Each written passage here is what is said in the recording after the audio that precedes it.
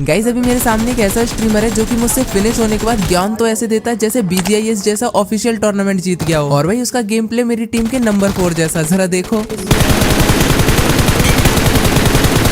एक को नॉक करता हूँ, दूसरा भी डैमेज था तो एक मॉली फेंक देता हूँ, नॉक वाला फिनिश और एक और नॉक हो जाता है।